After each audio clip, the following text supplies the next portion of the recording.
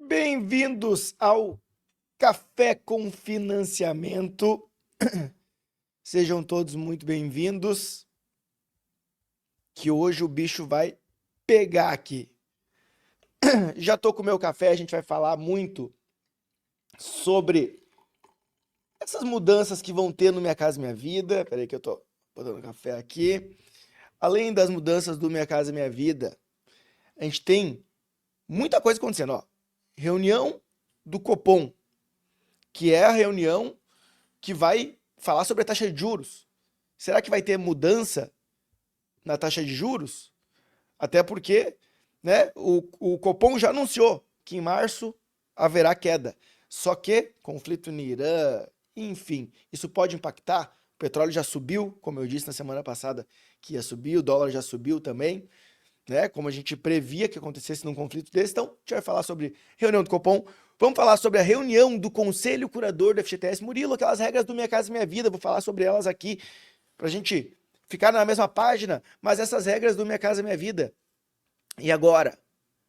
Quando que entra em vigor? Já está aprovado? Vou falar sobre isso. E também já explicar para vocês o que a gente vai ter. Ó, bom dia, galera, chegando em peso aqui.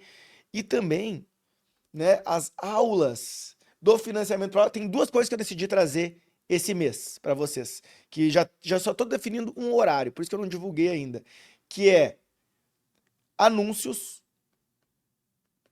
A gente fala bastante de tráfego pago, né? Mas anúncios em 2026, quais as tendências? Esse aqui quem vai vir falar para nós é o Carlos Minami, cara especialista em tráfego, em anúncio, e ele vai trazer quais as tendências em 2026 para os anúncios de imóveis. E a outra aula sobre essa reforma tributária.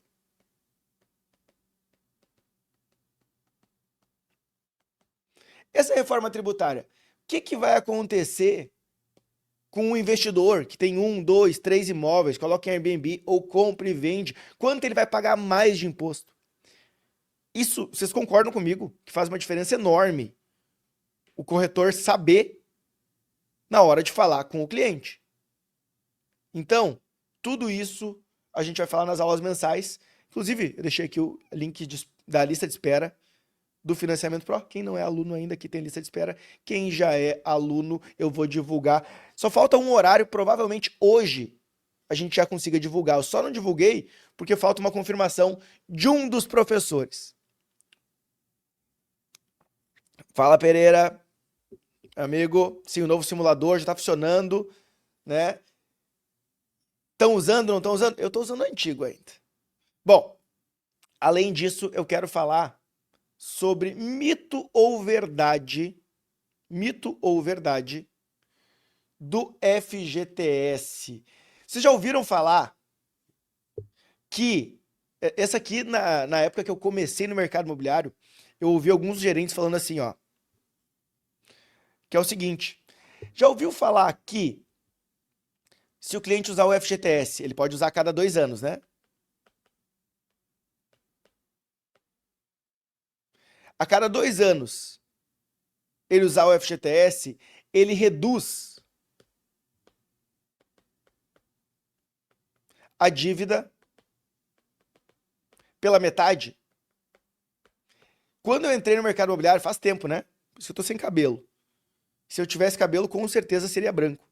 Mas, já ouviram falar que reduz a dívida na metade? E eu decidi fazer esse teste. Falei, será que é verdade? Se usar só o FGTS,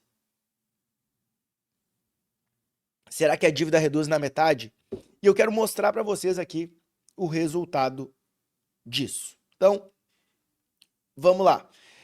Eu vou começar falando sobre esse mito. Eu acho que vai ser bem interessante para todos vocês.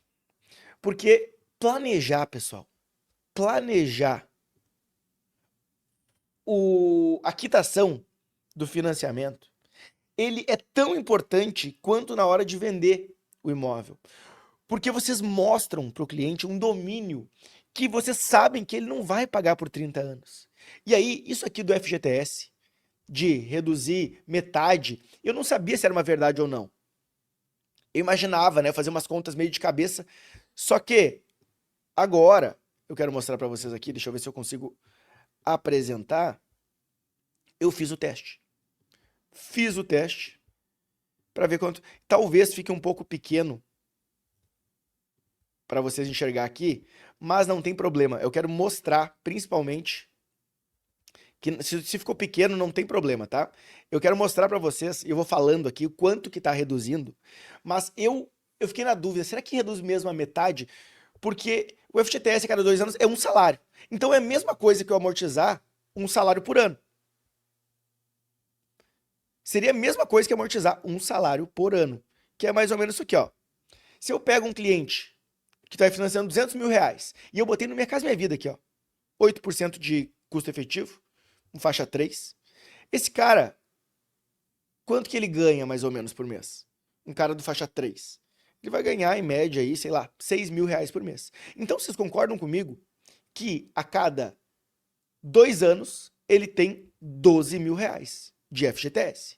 Aqui eu não vou considerar ele fazer uma amortização extra por mês. Não vou considerar ele fazer no final do ano, usar o 13º ou juntar um dinheiro. Eu vou simplesmente utilizar o FGTS, tá? E aqui eu vou mostrar para você. Só vou colocar o meu café aqui, porque café com financiamento sem café não dá, né? Espero que você esteja com o de vocês, porque, olha, essa semana já é reunião do Copom, né? Então vamos ver se vai baixar a taxa de juros mesmo. A gente vai falar daqui a pouquinho sobre isso. Ó, eu vou colocar no segundo ano, que é o mês 24, ó, mês 24, 12 mil reais, que é o valor de 2 anos de fundo de garantia, considerando que ele ganha mais ou menos 6 mil por mês. Usando 12 mil reais no mês 24, a gente amortiza 100 mil reais de juros. Economia de juros, 100 mil reais. Ah, Murilo, não é. É sim, sabe por quê? Porque tu pega 12 mil e tu joga, aqui a gente tá no ano 2, tem mais 35 para frente. O financiamento é em 420. Tá aqui em cima, ó. Então, o que que acontece? Esses 12 mil, se eu colocar os juros de 8% nesses 12 mil durante 30 anos, vai chegar naquele valor de mais ou menos 100. Ou seja, eu tô economizando isso aqui. Depois, o que que eu faço? Eu vou no mês 48. Vou no mês 48 e boto mais 12 mil. Passou mais 2 anos, ele usa de novo o FGTS. E aí a dívida dele vai caindo. E aqui, pessoal, eu decidi fazer isso, essa só do fundo de garantia, justamente porque eu tinha ouvido isso várias vezes e eu cheguei a repetir. Só que quando a gente repete alguma coisa, a gente tem que ter certeza, né? Então eu comecei a fazer.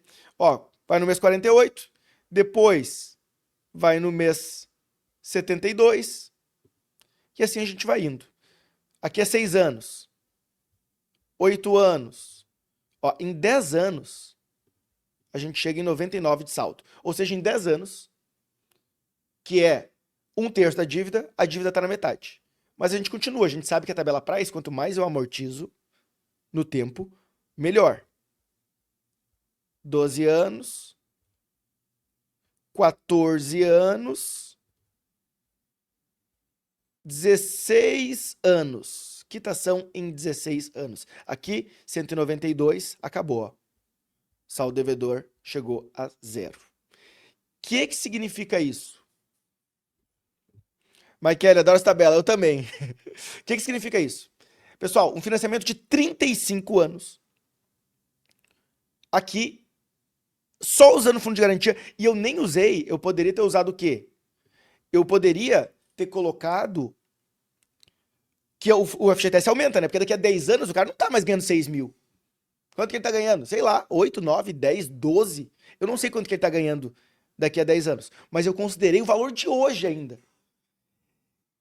Menos da metade do prazo, 16 anos. O prazo era 35. São 19 anos que ele economizou. Só com o fundo, sem atualizar o dinheiro. Ou seja, se eu atualizasse esse fundo dele pelo que aumenta a renda, eu tenho certeza que eu quitaria em 10 anos. Só com o fundo, pessoal. Só com o FGTS. Então, aquele cara que acha mesmo que ele vai pagar em 30 anos, pô, é só usar o fundo de garantia. Ou ele poderia fazer mais amortizações. Aí eu consigo usar isso aqui e fazer extras para... Vamos programar para quitar em 8 anos, em 6 anos, em 10 anos.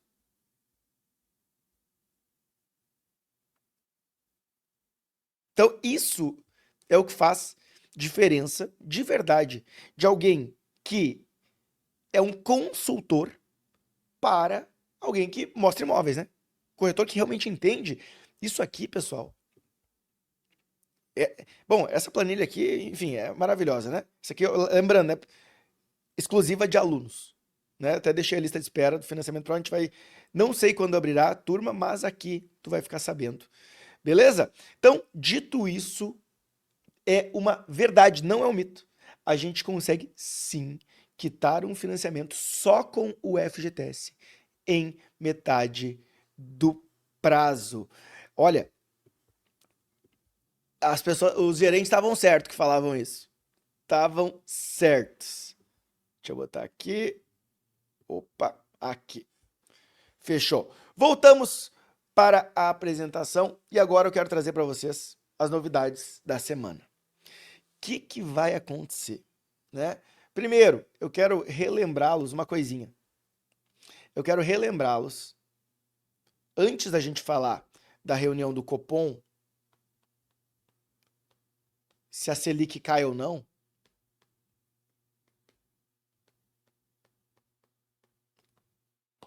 eu quero lembrar de vocês uma coisa.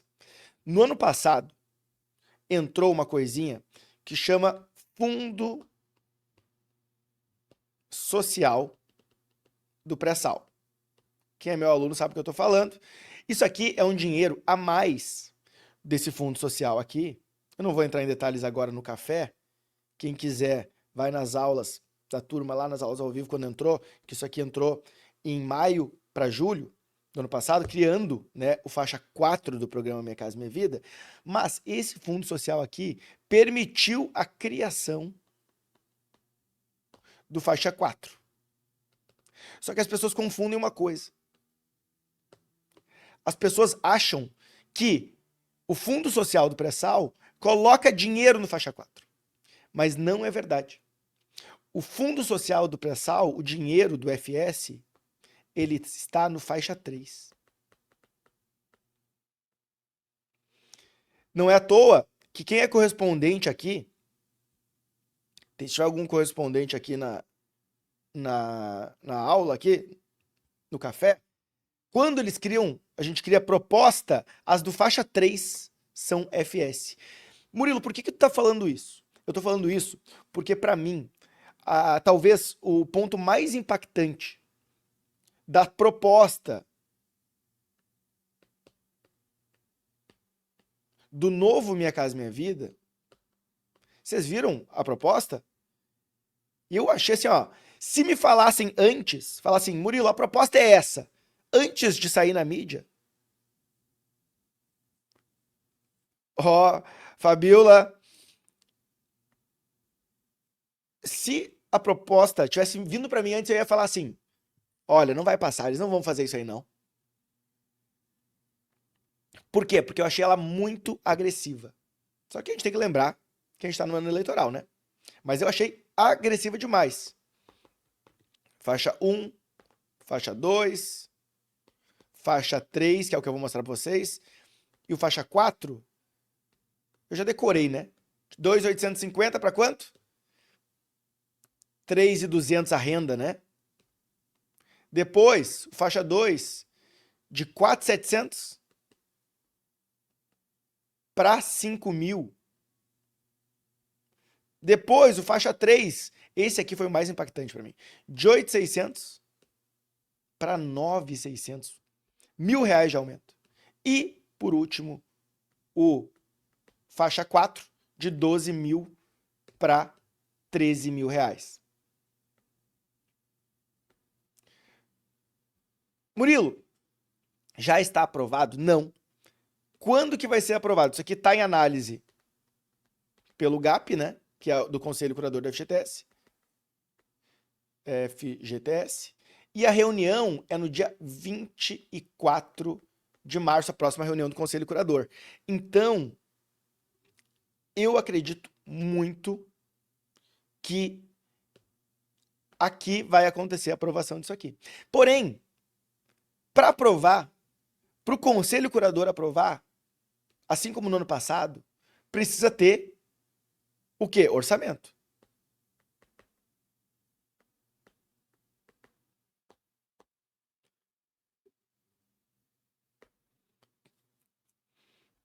Ó, dia 23/3, parece que dia 23/3 o que que é? Dia do corretor? Não, não, né? Divino Pereira, bota aqui.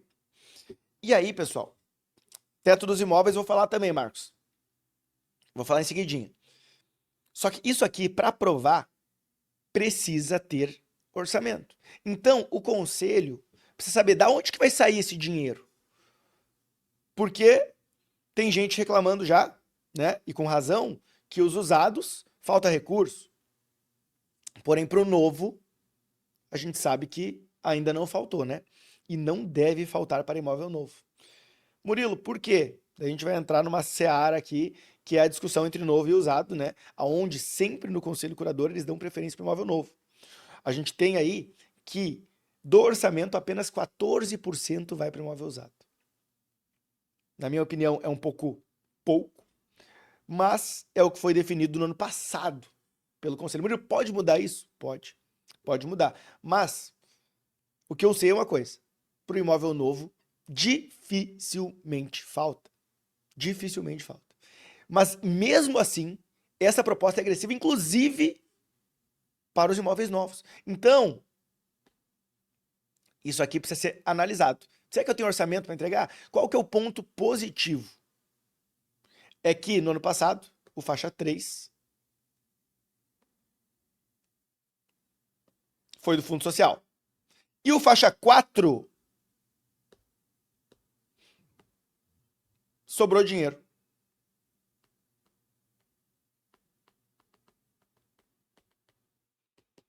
Como assim sobrou dinheiro, Murilo? O orçamento do faixa 4, ele não foi cumprido. A meta do faixa 4 não foi cumprida. A meta desse ano são 10 mil unidades. No ano passado, a gente terminou o ano com 6 mil unidades. Por quê? Bom, por alguns motivos, mas a gente tem aí que o faixa 4, muitas incorporadoras, muitas empresas não estavam preparadas ainda, né? Pô, porque quando eu vou desenhar um produto para vender a 400 mil, a 500 mil, e agora vai ter um aumento ainda, né, a proposta. Quando eu vou preparar esse produto, eu preciso de tempo.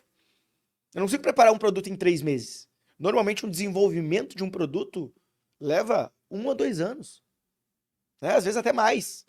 E aí, essa proposta vem também com um aumento de 2 faixas, do faixa 3 e do faixa 4. Lembrando que no ano passado, a gente teve aumento dos faixa 1 e 2, né, em todas as cidades. 1 e 2 em todas as cidades.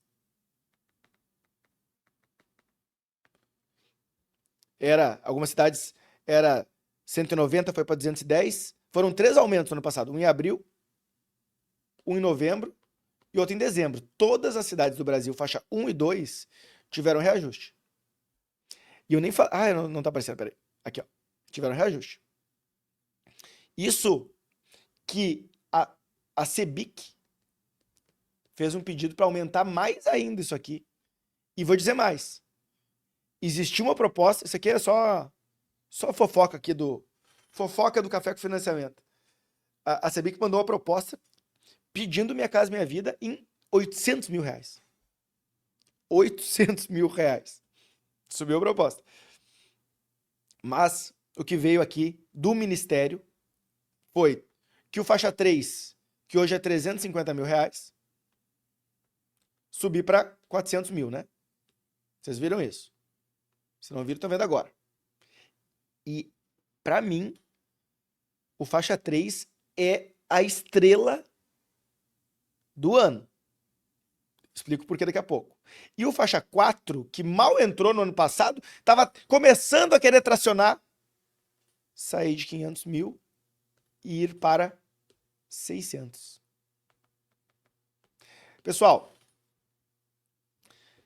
sinceramente, para mim a estrela é o faixa 3. Por quê? O faixa 4 está tracionando, está começando a querer tracionar, mas o faixa 4 tem uma taxa de juros de 10% ao ano. E para mim, é uma taxa, né, elevada perto das outras. A gente está falando do faixa 3, 7,6% se o cara tiver mais de 3 anos de carteira. Pô, é 2,4 de diferença, é uma puta diferença. E aí, a gente tem uma coisa, a gente tem reunião do Copom essa semana. E a Selic, a tendência, né, o Banco Central vai divulgar, mas final do ano chegar em 12. Final de 26. E final de 27 chegar em 10. Quando a Selic, por exemplo, chega em 12, hoje o SBPE da Caixa está 11,29%. E o faixa 4 está 10. Só que se a gente tiver uma Selic em 12 ou em 10, vocês concordam que eu tenho chance de ter um SBPE a 10% e um Minha Casa Minha Vida também em 10%? Então a gente está falando que num curto prazo, final do ano ou 2 anos, a gente vai ter um SBPE e um Minha Casa Minha Vida com uma taxa semelhante. Tem diferença nos dois? Tem. Né? O SBPE, por exemplo, na Price é só 70% Price, né? Enquanto Minha Casa Minha Vida é 80%. E no ano passado a gente já teve isso. Só que essa competição entre recursos, esse ano a gente tem recurso no SBPE. Olha só, né? Esse ano é o ano do mercado imobiliário. Eu já falei e repito isso em palestras, em eventos. Por quê? Porque a gente tem o maior orçamento do Minha Casa Minha Vida, a maior reforma do Minha Casa Minha Vida. E a gente tem um SBPE que a gente não dá valor, né? Muitas vezes. Um ano e pouco atrás a gente estava sem dinheiro. Os bancos todos estavam sem recursos. E esse ano o SBPE, ele promete um crescimento de 16%. É muita coisa. Voltou os recursos no SBPE, por quê? Por causa de uma coisinha que aconteceu lá em outubro, quem é meu aluno sabe do que eu estou falando, que foi o novo modelo de crédito imobiliário, né? Onde os bancos têm mais acesso à poupança, entraram num modelo novo, e isso vai alavancar o SBPE nos próximos anos. Começa esse ano, mas em 2027 a gente vai ter mais recursos, ainda mais com a queda da Selic. Ou seja, a tendência é muito recurso no SBPE. E aí, com isso, daqui a pouco, se baixando a Selic, pode baixar essa taxa de juros do SBPE. Só que, ao mesmo tempo, a gente tem o Minha Casa Minha Vida faixa 4 em 10%. Ou esse produto vai ter que reduzir de taxa, e pode acontecer. Baixando a Selic, ele pode acontecer. Né? Ou a gente vai ter uma competição entre recursos. Ok. Murilo, mas o que isso quer dizer? Isso quer dizer que a gente tem um produto aqui, que é o faixa 3. Esse produto, para mim, sei que tá meio riscado aqui, né? Mas o faixa 3, principalmente em capitais ou metrópoles, regiões metropolitanas. O faixa 3 subindo para 400 mil imóveis e renda até 9.600, isso aqui enquadra grande parte da população. Né? Menos de 1% da população ganha mais de 15 mil por mês. Então a gente está falando que grande parte da população está nessa faixa aqui. E essa faixa aqui, do faixa 3, claro que depende de região para região. Eu conheço, é porque é muito comum, pessoal. É muito comum. E no faixa 3 tem dinheiro no usado, né? Faixa 3, usado, tem dinheiro. Né? Essa semana que a gente está vivendo aqui é uma semana intensa. A gente vai ter reunião do Copom na semana que vem. A gente vai ter abertura do imposto de renda na semana que vem. A gente vai ter, daqui a 2 semanas, votação do novo Minha Casa Minha Vida. Pessoal, março para abril são os meses para fazer negócio. Faixa 1 e 2 usado tá um caos. Murilo, mas será que pode mudar?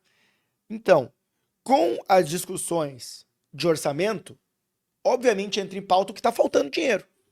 Porque o conselho não é bobo, né? Ele vai dizer, olha, já está faltando aqui. Como é que a gente vai aumentar? Então, esse aumento, ele gera dois fatores. Uma possível preocupação em faltar dinheiro, mas se achar soluções, né? Vamos colocar o fundo social aqui, vamos aumentar o orçamento, vou colocar mais um suplemento de 10 bilhões, 15 bilhões, 20 bilhões, não sei. Mas isso abre espaço para conversar. Pô, mas já tá faltando lá no Minha Casa Minha Vida usado. Faixa 1 e 2. Tem como resolver lá? Então, querendo ou não, abre para discussão. Agora, para mim, né, esse aqui, se eu tivesse que escolher um produto para trabalhar, né, sou corretor, um produto ficou abandonado. No ano passado, no Sul e no Sudeste, no Sul e no Sudeste, esse produto financiava 65%. 65%. É um produto que estava abandonado. Se eu tivesse que fazer anúncios de imóveis, com essa mudança aqui, seria para esse público. De 250, 280, 300, 320, e daqui a pouco vai subir até 400. Agora, é inegável, né? Porque, imagina, ficou um ano e pouco trabalhando com 65% no Sul e no Sudeste. Agora 80%. Nas demais regiões, era 80%, beleza.